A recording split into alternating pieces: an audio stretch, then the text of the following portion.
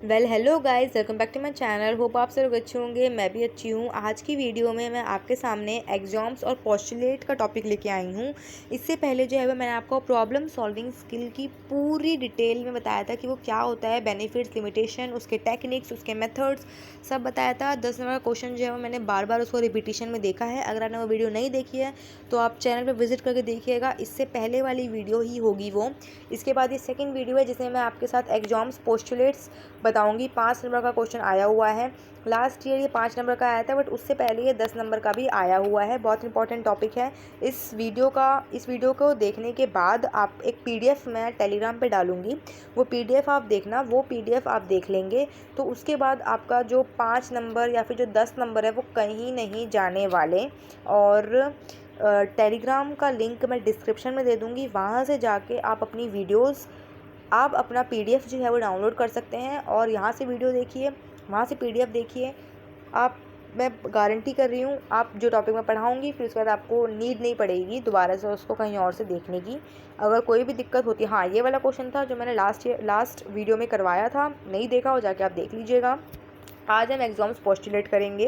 ये मेरे पास पिक्चर्स की फॉर्म में है, बट टेलीग्राम पे मैं इसको पीडीएफ की फॉर्म में आपके सामने प्रेजेंट करती हूँ और क्वेश्चन भी अटैच करती हूँ, सो दैट कि आपको पता लगे क्वेश्चन किस तरीके से आता है।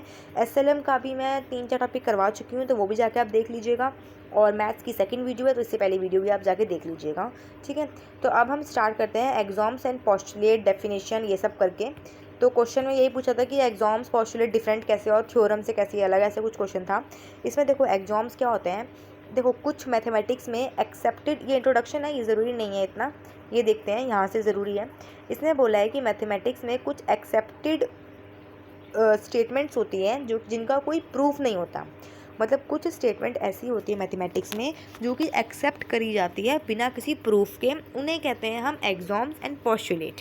ठीक है, मतलब उनको हम यूज़ तो बहुत टाइम से कर रहे हैं बट उनका कोई प्रूफ नहीं है, उन्हें कहते हैं हम एग्जाम्स एंड पोस्टुलेट्स। ठीक है, अब इसमें बोला है वो यूनिवर्सल एक्सेप्टेड अजम्पशन जो कि सिर्फ ज्योमेट्री से रिलेटेड है उसे कहते हैं हम पोस्टुलेट। पोस्टुलेट जो है वो होता है जो सिर्फ ज्योमेट्री से रिलेटेड होता है, एजम्पशंस। और एग्जाम्स वो होता है जो थ्रू आउट द मैथमेटिक्स के एजम्पशंस होते हैं। और एग्जाम्स एंड पोस्टुलेट्स मिलकर बेसिकली वो एजम्पशन होते हैं जो कि बिना प्रूफ के होते हैं बट उनको यूज़ किया जा रहा है, उनको एक्सेप्ट किया जा रहा है।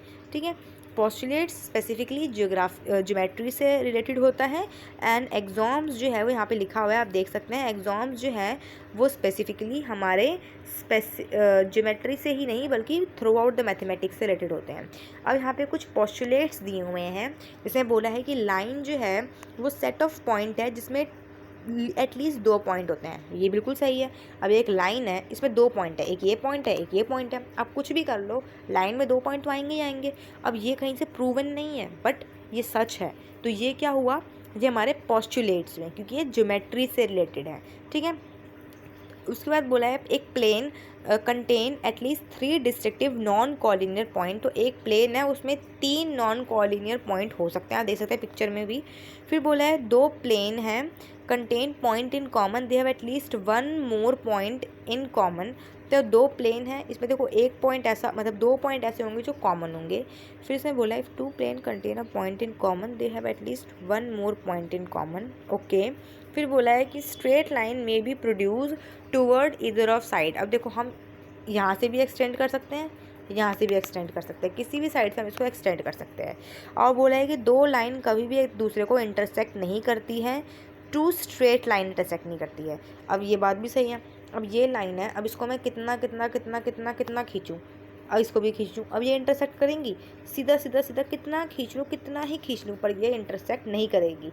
ठीक है, बट अगर मैं इसको थोड़ा टेढ़ा कर देती हूँ तो इंटरसेक्ट कर जाएगी यहाँ पे। तो स्ट्रेट लाइन कभी भी इंटरसेक्ट नहीं करते हैं। तो ये कुछ पोस्टुलेट्स थे।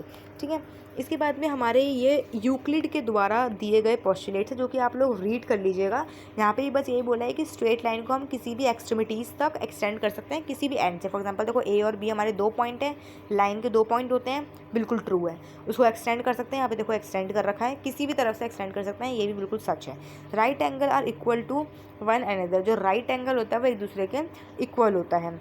ठीक है, all circle can be drawn with any centre and radius. Circle को किसी भी सेंटर से ड्रॉ कर सकते हैं। फॉर एग्जांपल आपका ये है तो हम सर्कल को यहाँ से भी ड्रॉ कर सकते हैं, ठीक है। सर्कल को हम यहाँ से भी ड्रॉ कर, सर्कल को हम किसी भी सेंटर से ड्रॉ कर सकते हैं। ऐसा ज़रूरी नहीं है कि सर्कल को हम उसी सेंटर से ड्रॉ करेंगे जो सेंटर हमें गिवन हो, ठीक है। ये हमारे पोस्टुलेट्स थे क्योंकि ये ज्योमेट्री से रिलेटेड है। हमारे एग्जाम्स क्या होते हैं, ये यूक्लिड के एग्जाम्स है। ये आप रीड कर लीजिएगा और इसको अच्छे से एक बार पढ़ लीजिएगा क्योंकि पेपर में आ जाते हैं सर्टेन एग्जाम्स और पोस्टुलेट्स, बताओ क्या क्या है, तो उस केस में आपको पता होने चाहिए। अपनी लैंग्वेज में लिखने के लिए भी आपको आना चाहिए। इसे बोला है if equal is added to equal the whole is equal. अगर हम इक्वल में इक्वल ऐड करते हैं तो हमारा जो होल है वो भी इक्वल आता है, बिल्कुल सही है। होल जो है वो बड़ा होता है देन पार्ट, होल जो है वो ग्रेटर होता है देन पार्ट, बिल्कुल सही है। Things which is double of something is equals to one thing. दो चीज़, एक चीज़ जो है वो डबल है, इक्वल है वो दूसरी चीज़ के, ठीक है। तो ये इसने बोला, तो ये आप रीड कर लीजिएगा, इसमें ऐसा कुछ समझाने जैसा इसमें था नहीं, ठीक है। उसके बाद ये अदर यूक्लिड एग्जाम्स दे रखे हैं, ये भी आप रीड कीजिएगा। इसमें बस ये लाइन ज्योमेट्रिकल लीनियर इक्वेशन इस चीज़ के बोल रखा है। जैसे इसमें यूक्लिड के एग्जाम्स ही दे रखा है, इसने बोला है if ray stand on line the sum of two adjacent angle is 180। एक लाइन है उसमें हमने रे खड़ा किया है, तो जो ये कितना है 180 का बना है, यही बोला है इसमें बोला है sum of two adjacent angle is 180 and non common arm of angle form a line. तो जो नॉन कॉमन आर्म है, कौन सी नॉन कॉमन आर्म जो है वो देखो आप देख सकते हैं, इसमें जो नॉन कॉमन आर्म है ये एक लाइन और एक एंगल बना रही है, ठीक है। फिर इसमें बोला है कॉरेस्पॉन्डेंस एंगल एग्जाम्स बोला है जिसमें, और एक हमारा कन्वर्स, ये कॉरेस्पॉन्डेंस ये रहा, कॉरेस्पॉन्डेंस की ये है, ये कॉरेस्पॉन्डेंस है, तो ये और ये एंगल एक दूसरे के बराबर होगा और ये पैरेलल भी होगा, एंगल ए एंगल बी के इक्वल होगा, यहाँ लिखा हुआ है देख सकते हैं आप, ठीक है।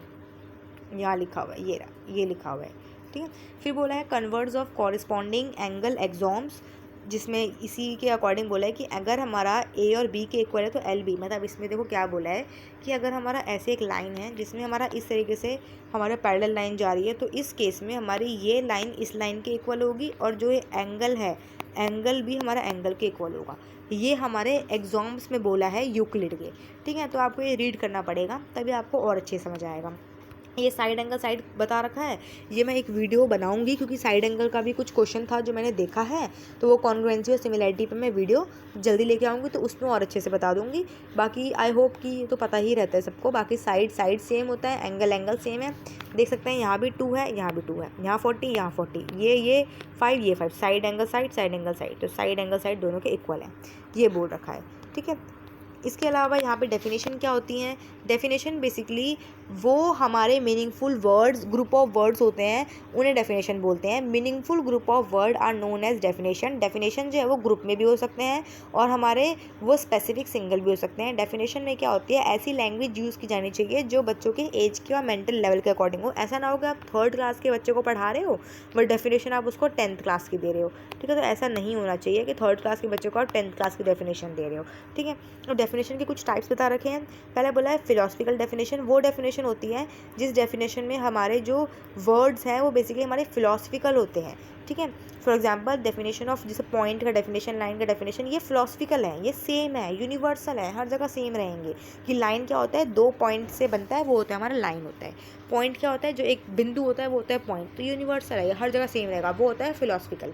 एक्सप्लेनेटरी वो होता है इसमें हमें एक्सप्रेशन चाहिए होती है, जैसे वर्टिकल अपोजिट एंगल है कि आप देख सकते हैं कि ये वाला एंगल इसके इक्वल है, ये वाला इसके इक्वल है, तो यहाँ पे हमें क्या चाहिए, एक्सप्लेनेशन चाहिए, तो इसलिए ये हमारा एक्सप्लेनेटरी है। इसेंशियल डेफिनेशन वो होती है जिससे रेक्टेंगल का डेफिनेशन है, रोम्बस का, ट्रेपीजियम का, जो किसी पर्टिकुलर चीज़ की डेफिनेशन होती है वो हमारी इसेंशियल डेफिनेशन होती है। तो ये हमारी 3 तरह की डेफिनेशन होती है। डेफिनेशन हमारी सिंपल होनी चाहिए, क्लियर होनी चाहिए, ब्रीफ होनी चाहिए, ठीक है। छोटी होनी चाहिए, ऐसा बहुत बड़ा सा नहीं होना चाहिए, सिंपल भी होनी चाहिए, मेंटल एज के अकॉर्डिंग और क्लियर होनी चाहिए। ये आ सकता है पेपर में कि डेफिनेशन की क्या क्या क्वालिटीज़ है, सिंपल, क्लियर और ब्रीफ होनी चाहिए, और साथ ही साथ लैंग्वेज का ध्यान रखना चाहिए, मेंटल एज के अकॉर्डिंग होनी चाहिए। थ्योरम क्या होता है, थ्योरम बेसिकली हमारे मैथमेटिकल स्टेटमेंट होता है जो ट्रुथ बताता है किसी भी चीज़ को। थ्योरम जो है वो 2 पार्ट से मिलकर बना होता है, एक होता है एक होता है इफ़ पार्ट, एक होता है देन पार्ट, ठीक है। इफ़ पार्ट में हमारी प्रीवियस नॉलेज होती है और देन पार्ट में हमारा ट्रुथ होता है। फॉर एग्जांपल इसमें हम देखते हैं converse theorem, Contra positive theorem और रेसिप्रोकल थ्योरम, 3 तरह की होती है। फॉर एग्जांपल कन्वर्स थ्योरम में बोला है इन पैरेललोग्राम अपोजिट एंगल जो है वो इक्वल होते हैं। जैसे ये पैरेललोग्राम है, इसमें जो अपोजिट एंगल है वो देखो आप तो इक्वल है, अपोजिट एंगल इक्वल है। तो यहाँ पे क्या करेंगे हम, इफ़ और देन से शुरू करेंगे। और हमने पढ़ा है इफ़ पार्ट में नॉलेज होता है और देन पार्ट में प्रूव होता है। तो बोला है if the pair of opposite angle is equal to quadrilateral. तो इसमें क्वाड्रिलेटरल, क्योंकि 4 एंगल है इसलिए क्वाड्रिलेटर से प्रूव किया गया है। देन इट इज़ पैरेललोग्राम, तब इसे पैरेललोग्राम कहा जाएगा। तो देख सकते हैं इफ़ और देन से शुरू किया गया है इसलिए ये थ्योरम है। और दूसरी बात, इफ़ पार्ट पे प्रीवियस नॉलेज है, देन पार्ट में प्रूवन क्वेश्चन है। ठीक है, कन्वर्स थ्योरम यही होता है। कॉन्ट्राडिक्ट थ्योरम वो होती है जिसमें हम कॉन्ट्राडिक्टरी कर रहे होते हैं। फॉर एग्जाम्पल ने बोला है इन अ सर्कल 2 कोड are equal then they form equal arc. अगर सर्कल में कोड इक्वल है ना, ये सर्कल है, कोड इक्वल है, तो हमारा जो आर्क है वो भी इक्वल होगा, ये बोला है। अब इसमें बोला है, इसमें एक कॉन्ट्रा पॉजिटिव किया, मतलब कॉन्ट्राडिक्ट किया है कि अगर कोड अनइक्वल है तो अनइक्वली आर्क होगा। तो क्या किया है इसमें, अपोजिट कर दिया है। फॉर एग्जाम्पल मैं ये बोल रही हूँ कि 5 रुपीज़ की चॉकलेट्स हैं और आप 10 ले आओ, तो कितने लगे आपके, 50 लगे। और कोई बोल रहा है कि 10 चॉकलेट हैं 5 रुपये के, ऐसे लगे तो कितने लगे, 50 लगे। तो मतलब वही बात है बट घुमा फिरा के बोल रहे हो, तो वो होता है हमारा कॉन्ट्राडिक्ट, हम कॉन्ट्राडिक्ट कर रहे हैं। रेसिप्रोकल होता है, इसमें हम रेसिप्रोकेट करते हैं। जैसे आप देख सकते हैं साइड एंगल साइड हो गया, एंगल साइड हो गया, तो ये सब हमारा रेसिप्रोकेट के अंदर आता है। जैसे बोला है कि इफ़ 2 साइड आर इक्वल, तो ये रेसिप्रोकेट के अंदर आता है। तो 3 तरह की हमने पढ़े हैं डेफिनेशन, 3 तरह के होते हैं, फिलोसफिकल, एक्सप्लेनेटरी और एसेंशियल। और फिर हमने थ्योरम पढ़ी है, कन्वर्स, कॉन्ट्राडिक्ट और रेसिप्रोकल। रेसिप्रोकल तो आप देख ही सकते हैं। अगर रेसिप्रोकल का मैं सिंपल मीनिंग बताऊं तो 2/3 का हमारा 3/2 हो जाता है। तो यही बेसिकली हमारा रेसिप्रोकल हो गया। ठीक है, तो यहाँ पे भी रेसिप्रोकल में यही बता रखा है कि थ्योरम दे रखी है कि 2 साइड्स है और एंगल है वो इक्वल हैं, तो उसे हम साइड एंगल साइड बोलते हैं। रेसिप्रोकल में क्या किया है, हमने साइड एंगल साइड का उल्टा करके हमने एंगल साइड एंगल बता दिया, उल्टा कर दिया, साइड का एंगल कर दिया, एंगल का साइड कर दिया, वो होता है। एग्जॉम्स एंड पोस्टुलेट्स के ये कुछ स्ट्रक्चर बताए हुए हैं, जिसमें बोला है कि इसमें हमें हाइपोथेसिस चाहिए होते हैं, हाइपोथेसिस वेरीफाइड होते हैं। अब देखो हाइपोथेसिस क्या होता है, हाइपोथेसिस बेसिकली वो एजुकेशनल हमारे टिप्पणी होती है जिसमें कोई फालतू की बातें नहीं होती। फॉर एग्जांपल एक कमरा है, वो उसमें हम रात में देखा है कि कमरा बिल्कुल साफ़ है, बट अगले दिन देखा है कि कमरा गंदा हो रखा है। तो कुछ गांव के 4 लोग इकट्ठे हुए हैं, कोई बोल रहा है कि आंधी आ गई है, कोई बोल रहा है चोरी हो गई है, कोई बोल रहा है भूत आ गए हैं। तो जो सब अपने हाइपोथेसिस लगा रहे हैं, सब आइडिया लगा रहे हैं, बट जो भूत आ गया जो आइडिया लगा रहा है वो तो बिल्कुल बेवकूफ़ वाला आइडिया है कि कैसे भूत, कैसे मतलब कमरा बंद है और भूत आके यही काम करेगा क्या। तो इसमें क्या है, हाइपोथेसिस बेसिकली वो जो 2 लोगों ने बोला था कि हो सकता है आंधी आ गई हो या फिर हो सकता है चोरी हो गई हो, वो एक हाइपोथेसिस जो है हम सोच सकते हैं। ठीक है, तो हाइपोथेसिस बेसिकली यही होता है जो एजुकेबल हमारे सॉल्यूशंस होते हैं। ठीक है, एग्जाम्स जो है वो यूनिवर्सली एक्सेप्टेड होते हैं बिना किसी प्रूफ के, और पोस्टुलेट्स भी होते हैं, बट पोस्टुलेट्स हमारे ज्योमेट्रिकल होते हैं। फॉर्मुलेशन ऑफ प्रीवियस नॉलेज होती है इसमें, फिर इफ़ देन के बारे में, प्रीवियस नॉलेज हमारी डेफिनेशन के बारे में, थ्योरम के बारे में, इस तरीके से पूरा है। अगर वीडियो पसंद आई वीडियो को लाइक करना, चैनल को सब्सक्राइब करना। ऐसी ही वीडियो के लिए लिंक टेलीग्राम का डिस्क्रिप्शन में मिलेगा, वहाँ से आपको PDF मिल जाएगी, वहाँ से आप डाउनलोड करके सारे देख सकते हैं।